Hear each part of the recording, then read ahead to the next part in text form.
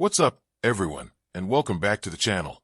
Today, we've got a story that's got it all: interstellar politics, blue-collar heroes, a princess who's got more brains than the entire royal court combined, and a love story that's tougher than a $2 steak. So grab your popcorn, get comfy, and let's get this show on the road. They sent her across the black like a cosmic joke, a diplomatic middle finger wrapped in silk and scorn, a package so loaded with insult you could weigh it. The daughter nobody wanted, the princess they couldn't wait to ditch, shipped off to a rock called Kepler 186f, or as the 30,000 souls living there called it, the frontier. A backwater colony clinging to existence in the perpetual twilight of a red dwarf sun, a place where you measured your worth and how well you could fix a broken air scrubber with a roll of duct tape and a prayer. But down in the grease-stained guts of it all, in a workshop that smelled of ozone, hot metal, and stubborn hope, a man named Jake Rusty Wallace saw something else. He saw what the gleaming, arrogant Cygnian Hegemony, an empire that prized aesthetic perfection over actual substance, had missed entirely. He saw that sometimes, the universe doesn't give you what you want. It gives you what you damn well need, disguised as everything you never thought to ask for. The diplomatic shuttle, a sleek, needle-nosed thing called the Hegemon's Pride, sliced through Kepler 186f's thin, dusty atmosphere like a razor through cheap cloth. It didn't land, it descended, touching down on landing pad 7 with a whisper of anti-grav coils that made the colony's own clunky landers sound like they were having a seizure. Jake Wallace wiped a smear of grease from his forehead with the back of a hand that was permanently stained. He watched the shuttle settle, his gut churning. He was expecting parts. Critical, life-or-death parts for the atmospheric processors that were the only thing standing between the citizens of Last Hope and a very short, very final gasp for air. The manifest, however, had been updated an hour ago. It now read, Diplomatic Transfer. 1. Cygnian Royal. Imperial Custody. Well, ain't that a kick in the teeth, he muttered to his wrench. Mayor Eva Rostova came busting into the maintenance bay. Her face a shade of pale that usually meant a life support alarm was going off somewhere. Jake, thank God you're here. We've got a situation. No kidding, Mayor. The Hegemon's Pride is parked on my pad, and I'm pretty sure they didn't bring me a cappuccino machine. What's the deal? The deal, Eva said, her voice trembling slightly, is that the Cygnians have sent us a person. A princess, actually. Jake set down his plasma torch. It clattered on the workbench, the sound echoing in the sudden silence. A princess. They sent us a princess instead of the filtration coils. We need to keep 30,000 people from suffocating in their sleep. Yes, well, Sovereign Valerius has decided to honor our treaty petition with what he calls a gesture of profound cultural exchange. Eva's air quotes were so aggressive they nearly poked someone's eye out. He's basically saying, here's what we think of your request for aid. He's sending us his garbage, Jake, his royal garbage. The workshop doors hissed open, and 2 Cygnian honor guards entered, tall and impossibly slender, their faces masked of bored contempt. Between them walked her. Jake felt the air in the room change, like the pressure had dropped. She was Cygnian, no doubt about it. Skin the color of pale jade, elegant, bony ridges that traced the line of her jaw, and a cascade of dark, silver-streaked hair that moved with a liquid grace that defied gravity. But where the few Cygnian diplomats he'd seen were built like whippets, all sharp angles and severe lines, she was substantial, curved. Her body spoke of weight, of presence, of a solid reality in a culture that clearly worshipped the ethereal and the thin. And then there were the patterns. Faint, iridescent, swirling patterns, like oil on water, that shimmered under the workshop's harsh lights across her arms and neck. On Xylos, the Cygnian homeworld, such genetic markers were seen as flaws, impurities in the otherwise perfect Cygnian form. A living brand of imperfection.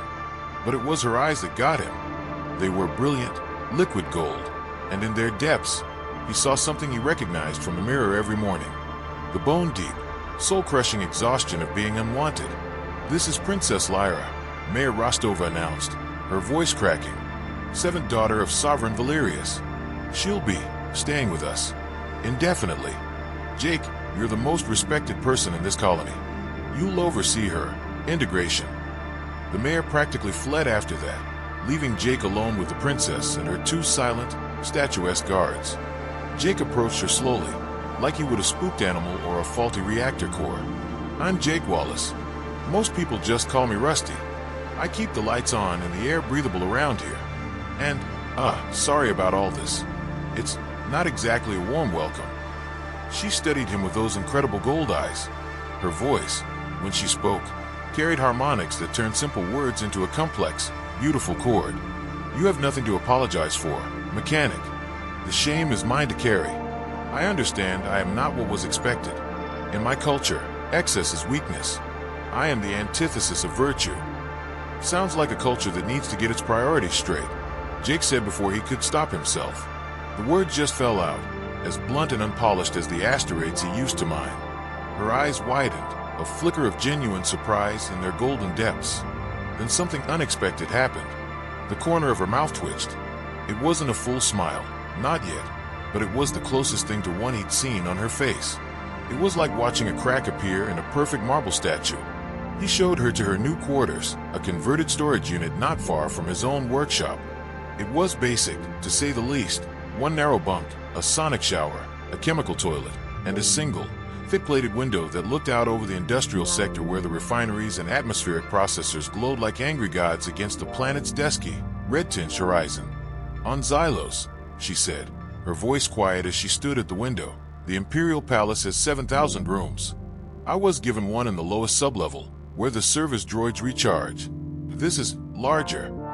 Something in Jake's chest tightened, a hot, protective anger he hadn't felt in years. "Listen up, princess. While you're here, you're under my protection. This is my colony, my people. Anyone has a problem with you, for any reason at all, they answer to me. Capiche?" Those golden eyes searched his face, looking for the joke, for the hidden cruelty, for the catch. "Why would you do that? You do not know me. You owe me nothing." "I fix things," Jake said with a shrug. "It's what I do. And I'm damn good at seeing the difference between what's broken and what's just been treated like it's broken its whole life." That night, Jake couldn't sleep. He hacked into the secure Cygnian channel, something he wasn't supposed to be able to do, and caught the tail end of a message from Lyra to her father. It was a formal, stilded report. The response from Sovereign Valerius was short, cold, and broadcast across the entire hegemonic network for all to see. "Your presence there is the point, daughter. Suffer well. Your imperfection serves a purpose." Standing in the quiet hum of his workshop, surrounded by the tools of his trade, Jake felt that anger kindle into something slow, hot, and dangerously determined. This wasn't just an insult anymore. It was a declaration of war. 2 days later, the colony cafeteria, a loud, echoing place that always smelled of recycled protein and despair, fell dead silent when Lyra walked in. She'd been keeping to herself, but the rations were running low in her quarters, and she had no choice. Diego Grizz Roar, a cargo hauler built like a refrigerator with a bad attitude, had been making comments about the chunky alien since her arrival. Today, feeling brave in front of his crew, he made them directly. "Well, look what the shuttle dragged in," Grizz announced to his table of thugs, his voice dripping with fake sweetness. "Princess Piggy actually showed up for slop. What's the matter, sweetheart? They not feeding you enough on the mothership? I heard your daddy sent you here, 'cause you broke the anti-grav bench on your royal exercise bike." His buddies guffawed. "Here, you can have my tray, human," another one said, pushing a plate of gray mush across the table. "We feed our trash to the trash." "Grizz, shut your damn mouth," Jake said, already crossing the cafeteria. He'd felt a headache coming on an hour ago, and this was not helping. "What's the matter, Rusty?" Grizz sneered, puffing out his chest. "You sweet on the whale. Think she'll let you polish her scales if you defend her honor?" Before Jake could reply, before things could escalate into the kind of mess that would require a medic and a lot of paperwork, Lyra's voice rang out. It was clear, musical, and utterly unbothered. "Your concern for my dietary intake is touching, Mr. Roar," she said, her voice carrying to every corner of the silent room. "But I am quite capable of selecting my own portions. Thank you for the offer, however misguided." She moved to the serving line, got her tray with a quiet dignity that made everyone else look like a pack of howling baboons, and sat down at an empty table by herself. Jake walked over and sat down opposite her without asking. He just started eating his own gray mush. "You don't have to perform sympathy," she said quietly, not looking at him. "I am quite accustomed to eating alone." "Name's Jake," he said, stabbing a nutrient cube. "And I'm not performing anything. This stuff just tastes better with company. They ate in silence for a few minutes. The rest of the cafeteria was watching, whispering, "Colony food is terrible, isn't it?" Jake finally said, "On Xylos, meals are considered a weakness," Lyra said, a faraway look in her eyes. "The royal family is permitted one small, nutritionally balanced meal per day. Food is fuel, nothing more. A sign of indulgence is a sign of moral decay. When I was young, I used to sneak into the staff kitchens. The cooks were kind. They'd share their real food, with spices and textures and joy. Everyone knew, of course, but I was the embarrassment nobody wanted to acknowledge, so they allowed it. Another way I was imperfect." "Your father really sent you here as an insult," Jake stated, his voice low and flat. "My father has 12 daughters and 7 sons," she said, her voice losing its musical quality, becoming flat, factual. "The eldest hold military commands. The middle children manage trade sectors. I passed all my examinations at the Imperial Academy in the top percentile. I have certifications in 17 technical disciplines, from quantum mechanics to xenobotany." She finally met his eyes, and the gold in them was hard, like molten metal. None of it mattered. I was aesthetically displeasing. Therefore, my achievements were irrelevant. My intellect was a footnote. He sent a message to your people. He didn't send a person. He sent a symbol. This is what we think you're worth. I am the insult, not the recipient. Grizz's voice rose again from across the room. "Hey, princess, when your ship took off, did they have to recalibrate the artificial gravity?" The cafeteria erupted in laughter. It was an ugly, cruel sound. Lyra stood up, her tray held steady. She walked out of the cafeteria with careful, measured steps, her back ramrod straight, the laughter washing over her like toxic rain. Jake's fist caught Grizz in the solar plexus before the cargo hauler even saw him move. As Grizz gasped for air, his face turning a satisfying shade of purple, Jake leaned in close, his voice a low growl. "I keep people breathing for a living, Grizz, which means I know exactly how to make them stop. You ever talk to her again, you and me are gonna have a real long conversation about the structural integrity of your windpipe." "Got it." 3 hours later, Jake found Lyra in his workshop. She'd bypassed the keypad, of course she had, and was standing over his primary diagnostic scanner. She had the casing open and was meticulously examining each component with a focus that was almost unnerving. "That's a 40,000 credit piece of equipment, princess," Jake said carefully, trying to keep the irritation out of his voice. "It's not a toy." "Your secondary quantum relay is degrading," she said, not looking up from the intricate wiring. "There's a 3% variance in the diagnostic returns. It's within acceptable parameters, so your automated systems didn't flag it. But if you continue using it, the variance will compound. In about 6 months, it'll give you a false positive on the oxygen scrubbers in sectors 4 through 9. You'll think they're fine right up until they fail and everyone in those zones suffocates." Jake stood there, speechless, recalibrating everything he thought he knew about the woman standing in front of him. "You're an engineer." "I was trained in 17 technical disciplines before my father decided I was too embarrassing to invest in further," she said, her voice flat again. "Draconian, Cygnian, royal children are expected to master multiple fields by age 12. I passed all my examinations in the top percentile, for 3 years." Her voice remained a monotone, but he could hear the pain beneath it, a deep, resonant thrum. None of it mattered. I was fat. Therefore, my achievements were irrelevant. Jake pulled up a stool and sat down beside her. "Show me what you're seeing." They worked for an hour. Lyra's understanding of the systems went far beyond his training, far beyond anyone on the colony. She explained complex quantum mechanics and subspace harmonics like she was discussing the weather. It was the most incredible thing Jake had ever seen. "The Imperial Academy," she said at one point, tracing a circuit board with a delicate finger, "created a special award for me in my final year. The Prix de Perseverance. The Medal of Perseverance. They created it specifically to avoid giving me the traditional Medal of Excellence, because that would have required acknowledging me as the top student. My sister, who placed 20th, received the Medal of Excellence. I received a polite round of applause and a suggestion that I pursue a career in administrative work, a less visible field." "Your father's an idiot," Jake said, shaking his head in disbelief. "Any leader who wastes that kind of talent because of aesthetics isn't running an empire, He's running on superstition and ego." Lyra laughed. A real, genuine laugh. It wasn't a big, booming thing, but it filled the workshop, chasing away the shadows and the smell of stale coffee. It sounded like wind chimes. "You're very strange, Jake Wallace," she said, a real, actual smile gracing her lips for the first time. It transformed her face. By the time they finished, they hadn't just repaired the scanner, they'd improved its diagnostic sensitivity by 12% and rerouted its power source to make it 30% more efficient. "Thank you," she said softly, as he sealed the casing, "for treating me like I might actually be useful." "You are useful," Jake said, and he meant it with every fiber of his being. "You're brilliant. You're the most brilliant person I've ever met."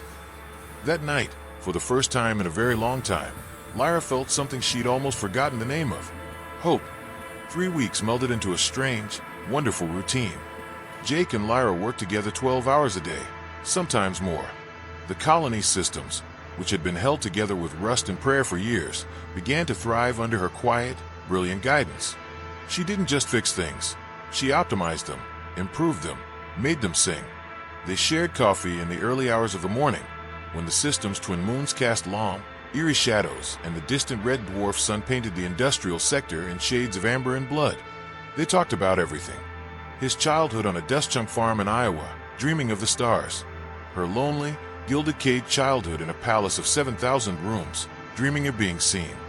They talked about the miracle of finding a connection across species, across light years, across a universe that seemed determined to keep them apart.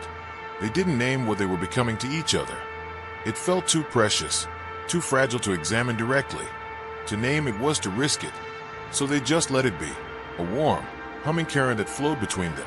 A silent understanding in the shared glances, the easy silences, the way she'd reorganize his tools and he'd leave her a mug of that terrible, bitter coffee she'd somehow grown to love. Then, everything changed. Mayor Rostover burst into the workshop, her face a mask of panic. "Jake, Lyra, I need you both. Now." In the mayor's office, a Cygnian was waiting. He was tall, angular, and elegant in a way that seemed to defy the laws of physics. He regarded them with a look of such profound contempt that it felt like a physical blow. This was Prefect Theron, the Hegemony's regional overseer. "Your colony has experienced a 37% increase in atmospheric processor failures in the last cycle," he announced, his voice as smooth and cold as ice. "Such incompetence reflects poorly on our treaty. Your life support is failing, and you have the audacity to request increased trade access. Perhaps the Hegemony should reconsider this settlement's viability entirely." His eyes, the same cold gold as Lyra's but without any of her warmth, found her. "Tell me, Princess, are these primitives treating you adequately? Have you been forced to lower yourself?" "They've been adequate, Prefect," Lyra said, her voice carefully neutral. "Your father will be so pleased to hear you've adjusted to adequate," Theron said, a sharp, cruel smile twisting his perfect lips. "I have a proposal. A test. A simple systems challenge, a diagnostic scenario any competent Cygnian engineer could solve in an afternoon. Complete it successfully, and I will recommend continued treaty support. Fail. He let the threat hang in the air. And this colony ends. I will personally see to it that this rock is scoured clean and forgotten." He flicked his wrist, and a viciously complex schematic appeared in the air between them. Dozens of interlocking system failures cascaded like dominoes across the holographic display. A hypothetical atmospheric processor failure, Theron purred. Multiple simultaneous degradations across the coolant, filtration, and energy distribution systems. Identify the root cause and provide a full stabilization protocol before total system collapse. You have 6 hours. The clock is ticking. Jake studied the schematic, and his stomach sank. It was a nightmare. A deliberately misleading, maliciously designed trap. Prefect, our entire engineering staff working around the clock couldn't. "Then you are inadequate," Theron sneered. He turned to Lyra. "You try not to embarrass yourself further, Princess. I would hate to report that even these humans found you to be useless." After he swept out of the room, Dr. Aristhorn, the colony's head of environmental systems and Jake's oldest friend on the rock, pulled up the schematic on her workstation. Her face went white. "This is impossible," she breathed. "The feedback loops are designed to contradict each other. It's a paradox." "It's difficult," Lyra said quietly, her eyes already scanning the cascading data streams. Deliberately so, but it's solvable. She looked at Jake, and for the first time, he saw a fire in her golden eyes, a fierce, unyielding determination. I'll need your full diagnostic suite, the colony's primary modeling computer, and approximately 4 liters of that disgusting coffee you drink. I'm going to save your colony, and I'm going to show that smug bastard Prefect Theron that some of us understand the difference between excellence and elegance. Jake thought about 30,000 people whose next breath depended on this. He thought about the woman who had been treated like garbage her whole life, who was now their only hope. Everything you need, it's yours. I'll help. Good, she said, already moving. He gave us 6 hours. We're going to do it in 4. Eris looked at her, baffled. 4? Why 4? Lyra smiled, a fierce, sharp, certain thing. Because I'm going to make that son of a bitch wait. They worked through Kepler 186F steep, red-tinged night. Dr. Thorne assembled her best team, but within an hour, it became painfully clear that Lyra was operating on an entirely different level of reality. The failure doesn't initiate at the oxygen generation, like he wants you to think, she said, her fingers flying across a holographic interface, highlighting a seemingly insignificant junction point. It starts here, in the primary coolant pump. Theron designed this to send you chasing all the obvious symptoms while the real problem quietly bleeds pressure in the system. But the diagnostics show the pump is operating within normal parameters. One of Eris's engineers protested. The diagnostics lie, Lyra said, not even looking at him. The primary sensor arrays are being contaminated by low-level electromagnetic interference from the geothermal core. See this variance pattern?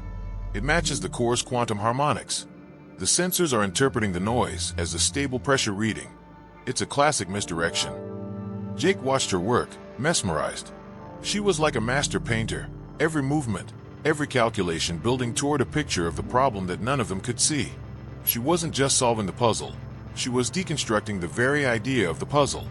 Around hour 2, Jake brought her a steaming mug of coffee. "Why are you doing this, Lyra?" he asked quietly, so the others wouldn't hear. "If the colony fails, you could go home. You'd be free of this place." Her hand stilled over the console. For a moment, she was perfectly still. "You think I want to go back there? To that place where I am worth less than the dirt on their perfect boots? If this fails, Jake, there is no home for me. I will be a stateless exile, a joke floating in the dark forever." She paused, her voice dropping even lower. "I'm doing this because for the first time in my life, someone treated me like I might actually be useful. You sat with me at lunch. You defended me. You listened. No one, not my tutors, not my siblings, and certainly not my father, has ever truly listened to me the way you did." "Of course you're brilliant," Jake said, confused. "Why wouldn't I listen?" "Because I'm also fat," she said, the word like a stone in the quiet room. "And everywhere I've been, in that perfect, gleaming empire, that single fact erases everything else. It's a black hole that sucks in all the light." By hour 4, they had it. A complete, elegant solution, tested through 1,000 simulations, showing not just a stable atmospheric processing system, but one that was 15% more efficient than the hegemonic imperial standard. "We're done," Lyra announced, her voice ringing with a quiet triumph. 1 hour early. The workshop, which had been a graveyard of tension and stale coffee, erupted in a ragged, exhausted cheer. 20 minutes later, Prefect Theron arrived, his face already arranged in a mask of smug satisfaction. "I trust you've recognized the impossibility of the task and are preparing your goodbyes," he said. "Actually," Dr. Thorne stepped forward, her voice shaking with adrenaline and pride, "we've completed a full diagnostic and solution protocol." She presented their work, the identification of the electromagnetic interference, the proposal to shield the sensors with a regenerated quantum lattice, and the implementation of a new thermal buffer system that would solve the immediate problem and prevent future cascades. Through it all, Theron remained unreadable, his face a perfect, arrogant mask. "Interesting," he said finally, his voice dripping with condescension.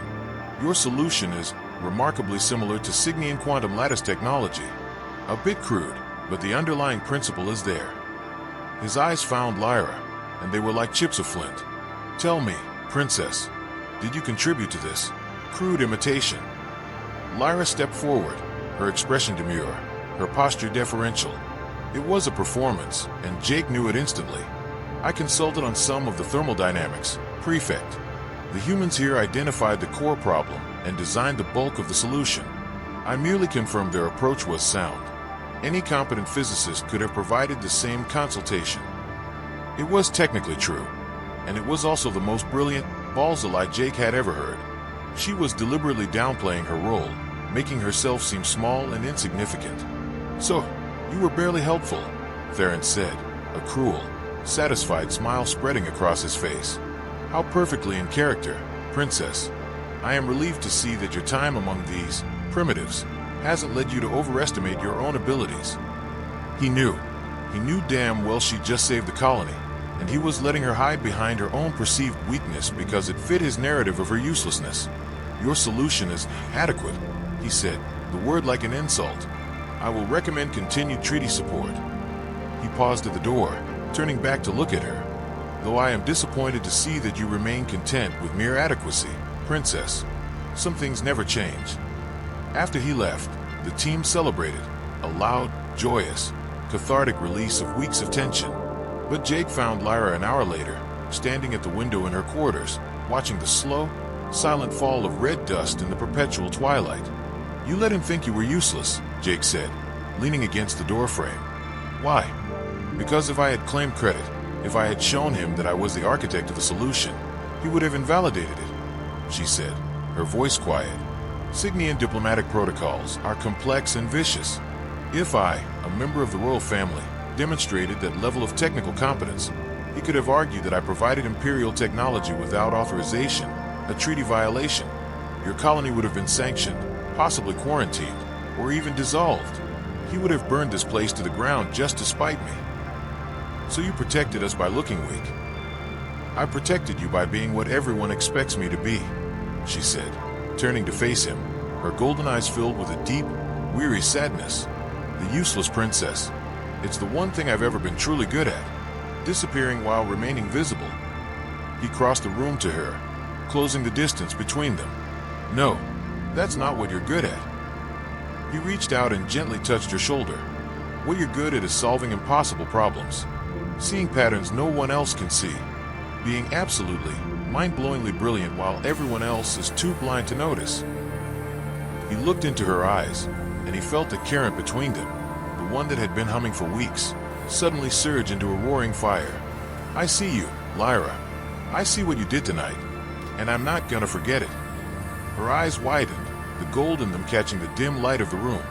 She placed her hand over his, her skin cooler than a human's, but solid and real.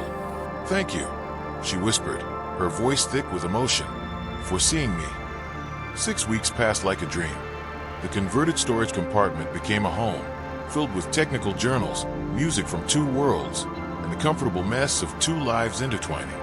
The workshop became legendary throughout the colony, a place of miracles, where the human mechanic and the Cygnian princess performed magic with scrap metal and impossible mathematics. Last hope thrived. Other colonies on the frontier started sending requests, begging for Lyra's consultation. Offers came pouring in. Chief engineer positions, research opportunities, unlimited resources, recognition, finally flowing like water. They refused them all. Jake's hair started showing gray at the temples. Lyra looked exactly the same. She would look the same for decades, for centuries.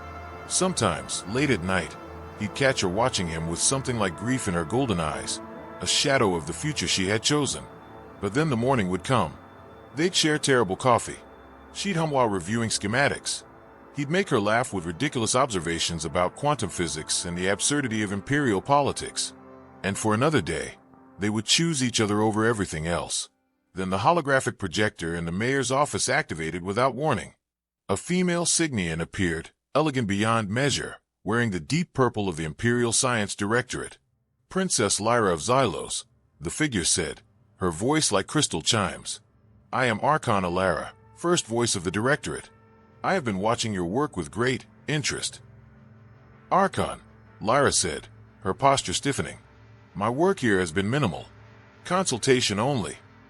"Do not insult my intelligence with your false modesty, Princess," Lyra said, a sharp, intelligent smile playing on her lips. Prefect Theron's challenge, including full workshop recordings, was transmitted to the Imperial Archives. I have seen what you truly accomplished. Every line of code, every calculation. Jake felt ice settle in his stomach. This was it. The thermal buffer solution you designed represents a 15% improvement over our current Imperial standard, Lyra continued, her voice filled with a genuine, almost hungry, admiration. Your cascade diagnostic methodology is revolutionary. You solved in 4 hours what our best engineers at the Academy estimated would take a team of specialists weeks. You are precisely the mind the Science Directorate seeks, a mind that has been wasted in exile. I have no interest in returning to Xylos, Archon. I am not asking you to return, Lyra said. I am offering you a position. Chief Systems Architect for the entire Science Directorate. Unlimited resources, a staff of 300 of the best engineers in the Hegemony, full authority over all new infrastructure development across 700 worlds. The Archon's expression softened, almost imperceptibly.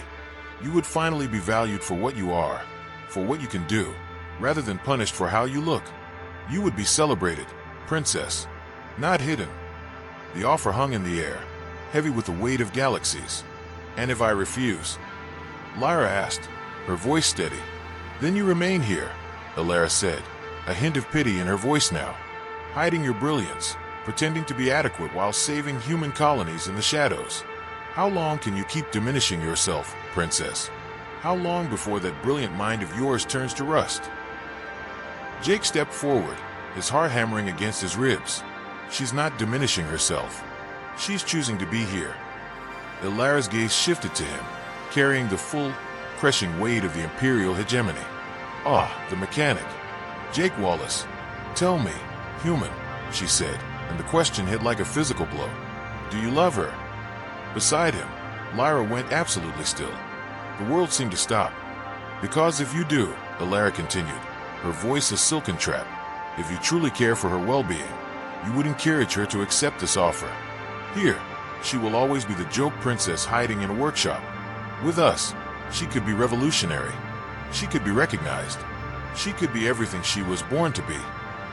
Give me time to consider, Lyra said, her voice tight. 48 hours, Lyra said. After that, the offer expires. And Princess, she added, her eyes glinting, your father has been informed of your capabilities. He is displeased that you hid them from him, but he will not interfere. The Empire needs minds like yours, even imperfect ones. The transmission ended, leaving them in the sudden, mechanical silence of the workshop. Jake, Lyra said softly, her voice barely a whisper. She asked if you loved me. You didn't answer, he said, his own voice rough. His heart was hammering so loud he was sure she could hear it.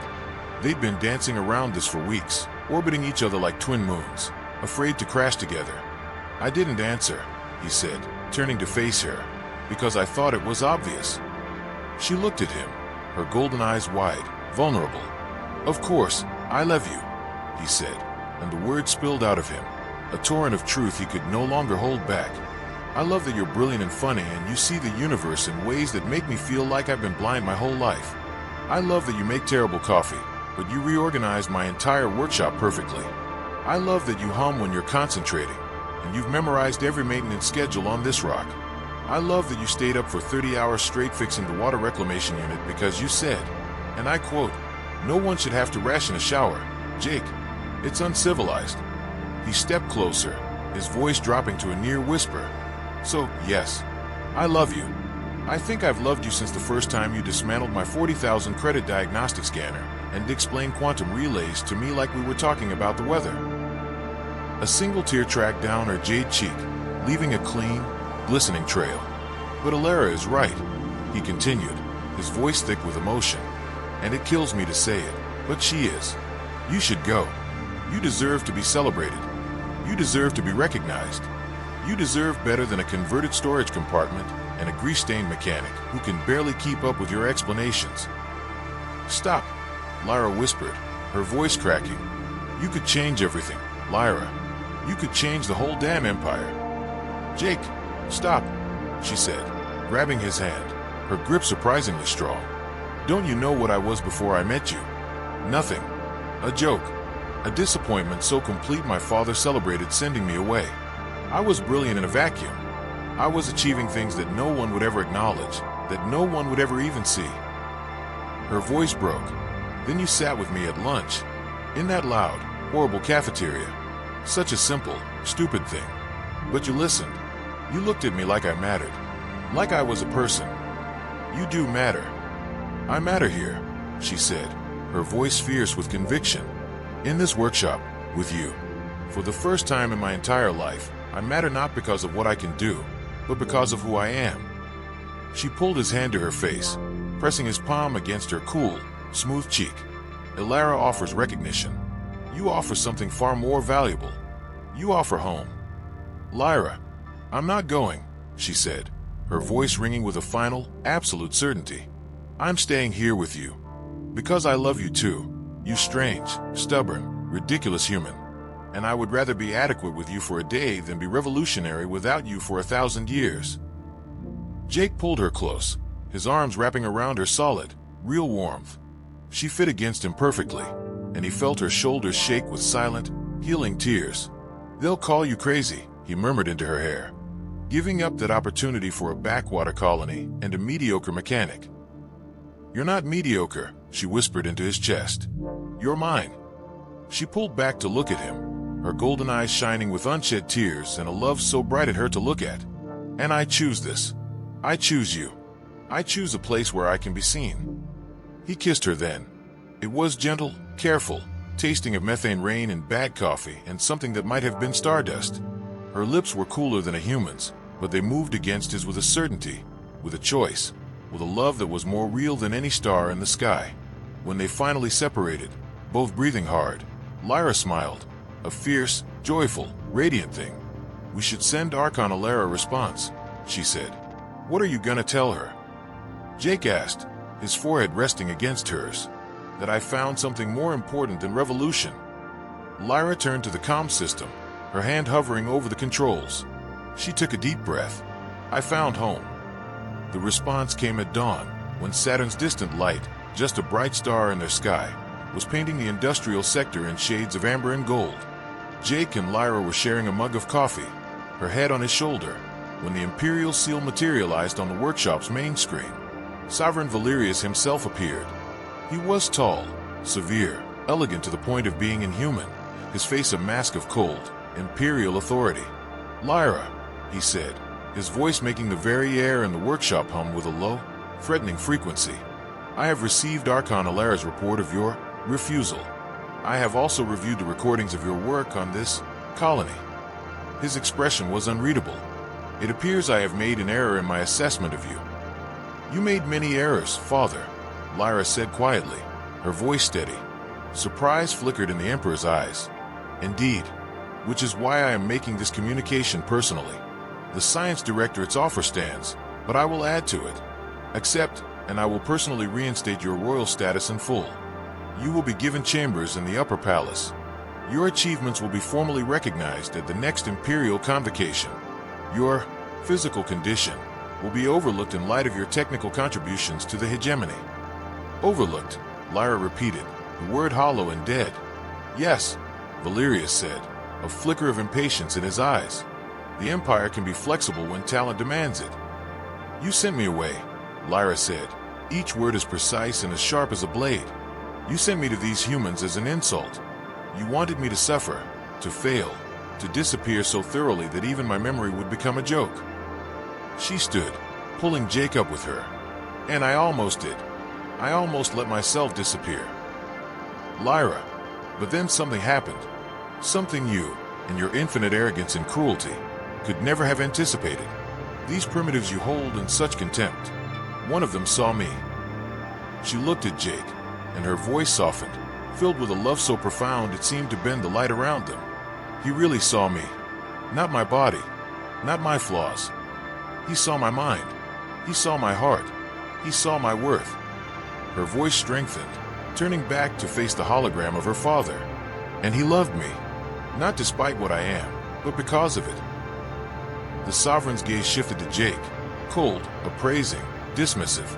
This human, this mechanic, this human, Lyra confirmed, her voice ringing with pride.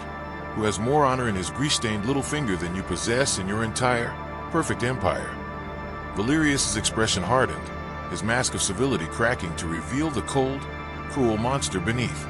You would choose this primitive existence over restoration, over recognition, over redemption. I would choose love over cruelty. Lyra's voice rang out, clear and true. I would choose community over empire. I would choose being wanted over being tolerated. You offer everything I thought I needed, Lyra continued, her voice soft but unwavering. But Jake offered the one thing you never could. He offered me value without conditions. The Emperor was silent for a long moment, his face a blank slate. Then he spoke, his voice dripping with a final, terrible poison. Then you are more foolish than I believed. Perhaps, Lyra said, a sad, knowing smile on her face. Or perhaps I'm the only one in our family who finally understands what actually matters.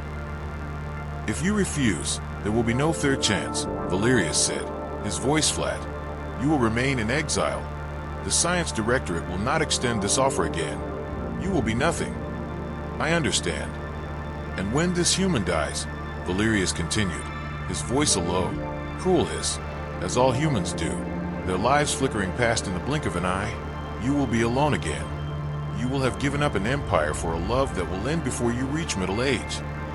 Lyra flinched. It was a physical blow. Cygnians lived for centuries. Humans were lucky to see 80 years. It was a truth they hadn't discussed, a future they hadn't dared to look at too closely. But her voice didn't waver. Then I will have decades of being loved truly, deeply, and completely, she said, her eyes locked on her father's, which is more than you have experienced in 3 centuries of rule. The Emperor's face went completely blank. For a moment, Jake thought he might rage, might lash out with some final, imperial decree. Instead, Valerius nodded slowly, a gesture that was more chilling than any threat. You are your mother's daughter, he said, his voice quiet, cold, and final. She, too, chose foolishly. And she, too, paid the price. My mother chose you, Lyra said, her voice filled with a sudden, fierce sorrow. And you made her life miserable. So perhaps my foolishness is an improvement. Farewell, daughter, Valerius said. When you change your mind, the Empire may no longer be interested. I won't change my mind. We shall see. The transmission ended, leaving them in the sudden, ringing silence of the workshop. Lyra collapsed into Jake's arms, her entire body shaking. Not with tears, but with a release of so much tension, so much fear, so much history. It was the tremor of a world shifting on its axis. I burned it, she whispered into his chest. I burned every bridge. There's no going back. Do you want to go back? He asked, his voice gentle. No, she whispered, pulling away to look at him, her golden eyes fierce with a love that terrified and exhilarated him. But he was right about one thing. Jake, you'll die, decades from now, and I'll watch you age. I'll watch you fade. Hey, he said, cupping her face in his hands, forcing her to look at him. We don't know what's gonna happen. Medical tech advances every